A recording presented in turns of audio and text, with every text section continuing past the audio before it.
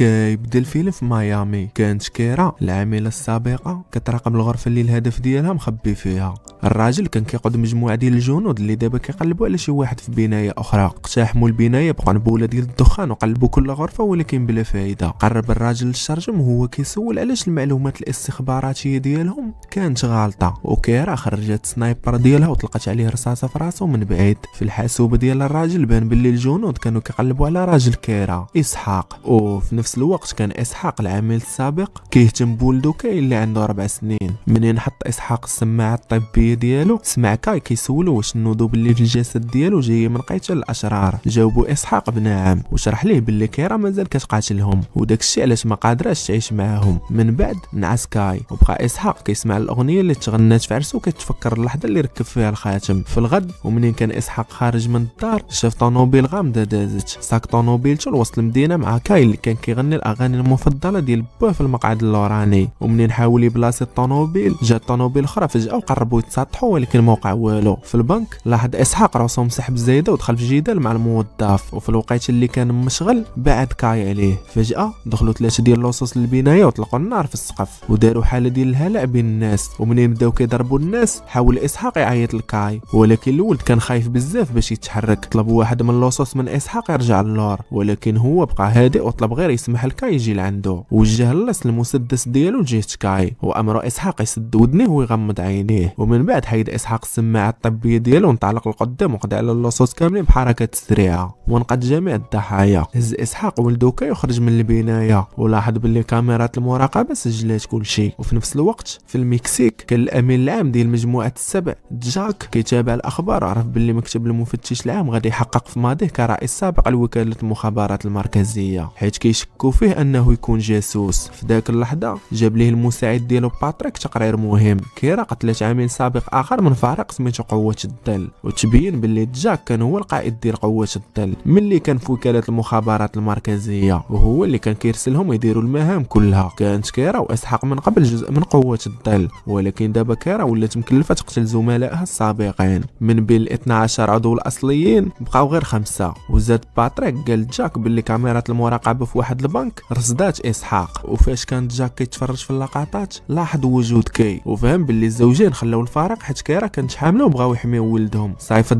جاك رجالو باش يشدوهم وحدد مكافاه ب$50 مليون اللي يعطي معلومات عليهم. في اسبانيا كانت العامله اني كتراقب صاحبها وزميلها في الفريق انك وهو كيلعب كره السله. وفي نفس الوقت كانت كتوصلها معلومات على جاك عبر سماعه في ودنها. وحيت انك شويه عدواني بدا كيتناقش مع لاعب اخر عيطات عليه اني وفكراتو باللي خدامين في السر. ومن بعد تبين باللي بجوجهم خدامين مع المفتش العام وكيقلبوا على اعضاء سابقين في فرقه الظل. في ذاك اللحظه توصلت اني حتى هي بتسجيلات كاميرات المراقبه ديال البنك. في مركز القياده ديال مجموعه السبع تلاقات جاك مع بعض اهم قاده العالم باش يناقشوا الفضيحه ديالو. شرح لهم باللي قبل 8 سنين طلبات منه الحكومه الامريكيه يقود برنامج سري بزاف سميتو قوه الظل اللي كان خاصو ينفذ مهمات سريه في العالم كامل. طاح اسحاق في كيرا وهذا الشيء كان ضد القوانين وغادروا المنظمه. خداو معهم معلومات حساسه بزاف وداك الشيء علاش حطات مكافاه على راسهم من قبل. وبسبب الفضيحه الاخيره ضاعفت جاك قيمه المكافاه باش يسرع القضاء عليهم. وفي نفس الوقت هرب اسحاق وكاي لكولومبيا. من بعد ما دازوا من الغابه وصلوا لكوخ قديم عامر بالماء باش يتخباو فيه واحد المده. تاكد اسحاق باللي المكان خاوي قبل ما يسمح لولدو يدخل. ديك الليله وهما كيتعشاو سول كاي باه علاش كيحيد السماعات ديالو قبل ما يقاتل الاشرار. شرح ليه اسحاق باللي الهدوء كيساعدو يركز. وسولو كاي واش كان دار شي حاجه خايبه في الماضي. فجاوبوا اسحاق باللي هو وكيرا كانوا كيديروا افعال خايبه وهما حاسبين راسهم زوينين ولكن دابا ولاو كيديروا غير الخير. في ميامي حتى كيرا توصلت بتسجيلات كاميرات البنك وتاثرت بزاف ملي شافت ولدها من جديد. من بعد غياب طويل تفكرات ليلى من قبل 4 سنين ملي كانت كداوي جروح اسحاق. كانوا بالفعل خلاو المنظمه ولكن رجال جاك كانوا كيطاردوهم وداك الشيء كان كيعرض كيرا للخطر. بغى اسحاق يرجع ينضم للفريق باش يحمي مراته وولده ولكن كيرا شافت باللي الفكره خاطئه وكشفت ليه باللي جاك كانت عنده علاقه عابره معها ولكن طاح فيها وبغى اكثر. ومن بعد ما رفضاتو نقص ليها في الرتبه ودا كيصيفطها في مهمات خطيره اكثر. وحيت الامر كان شخصي شكات باللي رجوع اسحاق ما غاديش يرضي جاك. في ذاك الليله قررت كيرا تقضي على الفريق كامل وعلى جاك براسو بينما بقى اسحاق مخبي مع ولدهم. منين تقضي على جميع الاعداء ديالهم غادي ترجع لعائلته ويعيشوا في سلام. في الحاضر صيفطات كيرا رساله مشفره الان بخصوص حادثه البنك ووافقات اني تعاونها وقالت لانك باللي غادي يتخلاو على هذه المهمه ويقلبوا على اسحاق بلاصتها. في الاخير هما غير كيطاردوا العملاء السابقين باش يحصلوا على معلومات تورط جاك، واسحاق حتى هو قادر يوفرها. في نص الليل فاق اسحاق على صوت شي صداع، قلب الدار وسلاحه واجد وشاف اثار ديال رجلين فازقين في الارض. فجاه ناض عليه شي حد وحيد ليه سلاحه وبدا العراك بيناتهم. المتسلل كانت هي كيرا اللي وبخاتو حيت كشف راسو عرض كاين للخطر، وهما باقين كيتقاتلوا تبادلوا الضرب باي حاجه قدامهم. تخرب الاتات ولكن ما حبسوا حتى تبين باللي كيرا كانت كتراقبهم طوال الوقت. في الاول ما تعرفش الولد عليها، ولكن منين قالت ليه باللي هي امه عنقها وقال لها باللي توحشها. وفي نفس الوقت جمعت جاك العملاء اللي بقاو من قوه الدين في دارو، وعلم باللي المكافاه على كيرا واسحاق ضاعفت ل 100 مليون، ووعدهم باي دعم يحتاجوه باش يكملوا المهمه. وبفضل الجاسوس سميتو افيري عند جاك المعلومات الاستخباراتيه الكافيه باش يلقاو اسحاق وكيرا. وفي الصباح صدمات كيرا ملي لقات ولدها كيمشي وهو ناعس. قالت كيرا لاسحاق باللي قتلت جميع العملاء اللي قربوا ليه، ولكن دابا جاك جمع الفريق رسميا وغادي يطاردهم. قرر اسحاق باللي الوقت جا باش يردوا الضربه، ولكن خاصهم مساعده. اقترحات كيرا يطلبوا العون من اني وانك، ولكن اسحاق رفض وقال باللي خدامين مع الحكومه وبالتالي ما عندهم حتى دور في هذا الشيء. وقعت مشاده كلاميه اخرى ومشى اسحاق وهو معصب. من بعد لحظات هبطوا الزوجين للقبو باش يدربوا على الرمايه. كيرا صابت الهدف في النص بالضبط، ولكن اسحاق اخطا الهدف بشويه. ذكر مراته باللي ما بقاش نشيط بحالها وبالتالي هو خارج التدريب،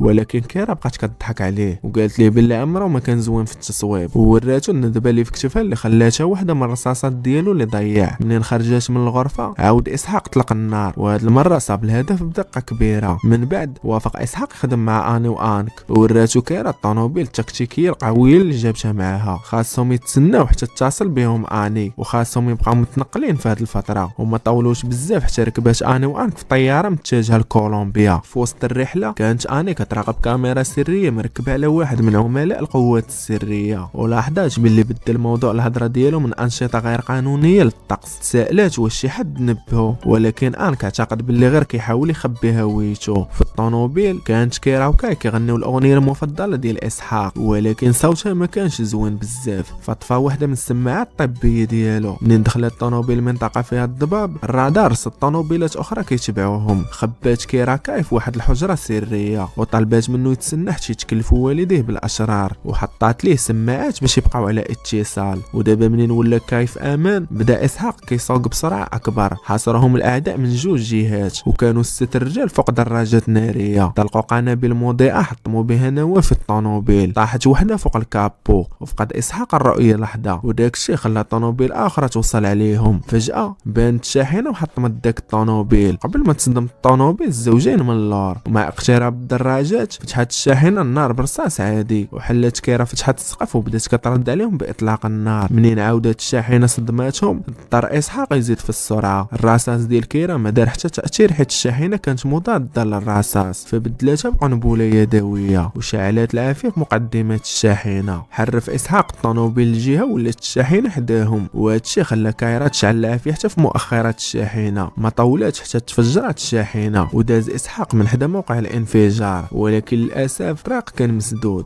وكاينين رجال اخرين كيتسناهم وكيطلقوا النار. رصاصه فرقعت اطار الطوموبيل وولات كتزلق في الطريق حتى وصلت للتل، ومن تما تدحرجات وطاحت في النهر. من بعد لحظات فريق جاك كامل كان كيقلب في النهر على الجوتات، ولكن العائله كانت هربات وتخباو في الغابه. مشاو الثلاثه يتخباو في منجم مهجور، واتفقوا الزوجين باللي كاين جاسوس في ضحك البلاصه ديالهم. قالت كيرا لاسحاق باللي كانت ديما كتراقبهم، واكد ليها اسحاق باللي كان عارف انها لمست رقبته مره وسط الزحام. في صباح اليوم الموالي فاق اسحاق وما لقاش كيرا، وفي نفس الوقت كانت جاك معصب بزاف حيت الفريق ديالو ما لقى حتى شي جوته، وداك الشيء كيعني باللي الزوجين مازال حيين. فرغ الغضب ديالو في قتال مع باتريك وباركر اللي حاولوا يدافعوا على راسهم، ولكن جاك كان مقاتل محترف وطيحهم بسهوله. في ذاك اللحظه جاك توصل باتصال من افيري اللي خبروا على كيرا واسحاق. جاك رجع توظيف باتريك وباركر وطلب منهم يتحركوا. فوق الطياره تفاجأت جاك باتصال من كيرا، فامر رجالو يتبعوا المكالمه. كايرا عرضت عليه يقابلوها في جزيرتها الخاصه باش يحلوا مشاكلهم على انفراد، وقالت ليه الا رفض وبقى كيهدد العائله ديالها غادي تكشف جميع اسراره للحكومه. منين وافقت جاك على المقابله لاحت كيرا التليفون وركبت في القريب. وسط المدينه اني وانك ركبوا في طوموبيلتهم، ولكن تجمدوا ملي شافوا اسحاق في المقعد الخلفي ويدوا فيها مسدس راسو مخدر مسيل الدموع. اسحاق تيصحاب ليه باللي هما اللي كشفوا على بلاصتو، ولكن هما اكدوا ليه باللي هما معاه. التوتر كان كبير، ولكن ضحكوا ملي طلب كاي يخدم الموسيقى. اني غنات اغنيه لكاي، ومن بعد قالت لاسحاق باللي هما عاونوا كيرا من نهار بدات الرحله ديال البحث من سنوات. ما كانوش عارفين فين هي دابا، ولكن اسحاق استنتج باللي باغا تواجه جاك بوحدها باش تحمي العائله. اني وانك وافقوا ياخذوا اسحاق وكاي المنزل الامن مؤقتا في الجزيره الخاصه. باتريك وباركر تاكدوا باللي كيرا ما مسلحاش قبل ما يسمحوا ليها باش تقابل جاك. بدات كيرا كتغازل وتغرب ليه، فامرت جاك رجالو يخرجوا من الغرفه. من بعد ظهرت بالموده وسرقت المسدس اللي كان مخبي في الستره ديالو. دفعت جاك اللور وطلقت عليه النار حتى طاح للارض. رجع باتريك وباركر منين سمعوا اطلاق النار، ولكن امرتهم يطيحوا الارض ويحطوا سلاحهم. لسوء الحظ جاك كان بخير حيت كان لابس ستره واقيه من راسه تحت القميص. منين بدا كيرجع الوعي ديالو رجالو حاصروا كيرا وحيدوا ليها السلاح. حاولت تهرب للشاطئ، ولكن عملاء الظل ضربوها وشدوها، وهادشي خلى جاك يصرفقها. في المنزل الامن اسحاق سمع طرق على الباب ومشى يفتح، وفجاه وقع انفجار. اقتحم العملاء السابقون للظل المنزل ولكموا اسحاق، ومن بعد دفعوه من فوق الدروج. منين حاول يوقف ركلوه في صدره ورموه للطابق السفلي. في الجزيره اسحاق تحط حدا كيرا وتربطوا بجوج. باتريك وباركر شدوا كاي اللي تنقل لغرفه اخرى. بالزربه جابوا العملاء انا مانتا وكشفوا باللي الاسم الحقيقي الانك هو افيري، يعني كان جاسوس طوال الوقت. جاك هاجم الزوجين بعنف وقال باللي باغي يقتلهم قدام كاي، حيت الطفل يقدر يصبح عضو في قوه سريه جديده. بكات كيرا وقالت لجميع العملاء كيفاش جاك استغل المنصب ديالو باش يضغط عليها لدخول علاقه غراميه، وصايفتها في مهمه خطيره ومجنونه. في ذاك اللحظه رجع باتريك وباركر بلا الطفل، ووجهوا اسلحتهم في اتجاه جاك وكشفوا انهم عاملين حكوميين متخفيين، وهذا الشيء خلى باقي الحراس يطيحوا اسلحتهم. اني ضحكات حيت كانت عارفه باللي كاين مجموعه اخرى كتلاحق جاك من مده، ولكن ما قالتهاش الان حيت كان كيتصرف بشكل مريب هاد الايام. منين حاول واحد من عملاء الظل يشد سلاحه باركر ضربه في الراس مباشره، وهذا الشيء خلى اني واسحاق وكيرا يضحكوا. باقي عملاء الظل بداو كيتبادلوا النظرات وبغاو يهزوا اسلحتهم، بينما واحد منهم رمى قنبله يدويه. بثلاثه توقعوها ونقزوا باش يحتميو. عمات الفوضى مع تبادل اطلاق النار، وتصاب باتريك برصاصه قاتله. جاك تصاب في ظهره واضطر يهرب ويتخبى. اني هاجمت واحد من العملاء وطعنته بالسكين ديالو. كيرا واسحاق هزوا الاسلحه اللي طاحت من الحراس من قبل وطلقوا النار مع باركر اللي تصاب في الفخذ بعد ما سالت له الذخيره. اني جابت ليه رصاصات اضافيه وسولاتو على بلاصه كاي باش تنقدو، وباركر تكلف بالجاك. في نفس الوقت استغل انك الفوضى وهرب بحقيبه امره بالفلوس. منين رجع باركر الوعي ديالو هجمته عامله وبداو كيتقاتلوا على الارض. تبادلوا عده ضربات، العامله قدرت تطيحو، ولكن باركر سرق المسدس ديالها وطلق عليها النار للراس. واحده اخرى من العاملات شافت الوضع بلا فايده وخرجت من الغرفه. كيرا لاحظت انه واحد من الرجال المصابين كان هاز قنبله يدويه اخرى، فطلقات عليه وقع انفجار كبير. هي واسحاق هربوا لبرا، بينما العاملين الاخرين تصابوا بجروح خطيره وهربوا حتى هما. منين خرج جاك من المخبأ ديالو حاول باركر يطلق عليه من الخلف، ولكن الذخيره ديالو سالات. جاك رد عليه بالرصاص حتى طاح للارض، ولكن الذخيره ديالو سالت حتى هو ما قدرش يقتلو. في هذا الوقت انك حاول يوصل للقريب ولقى كاين اللي وبخو قال لي باللي راه شخص خايب.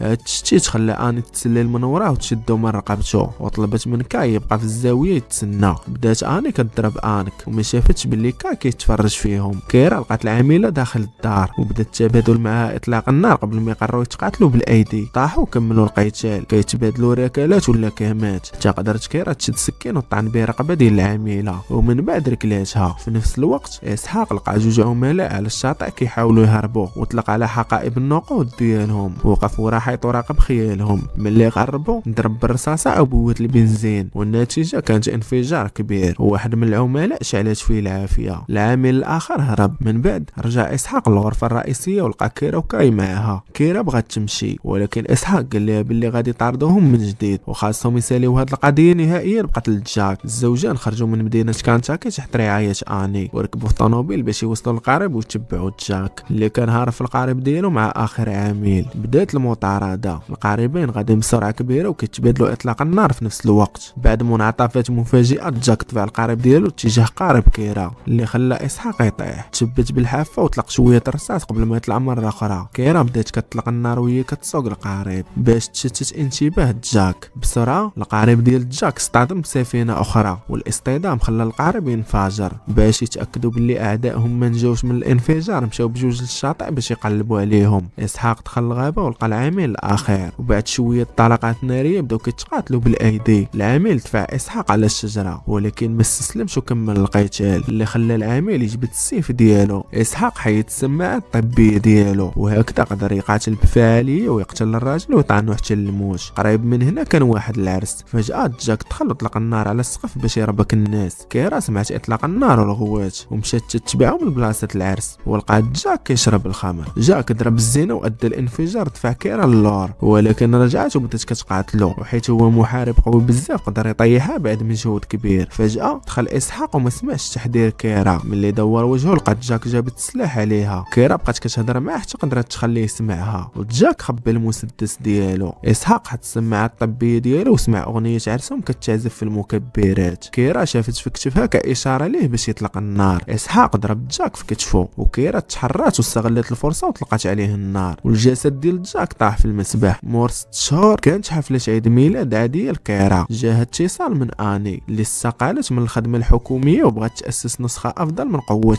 الظل تكون قائمه على النزاهه. اني عيطت للزوجين باش يلتحقوا بها، ولكن كيرا قالت لها ربما في يوم من الايام. من بعد اسحاق حط راسو على كيرا وفرح حيت كان عارف باللي كيرا حامله.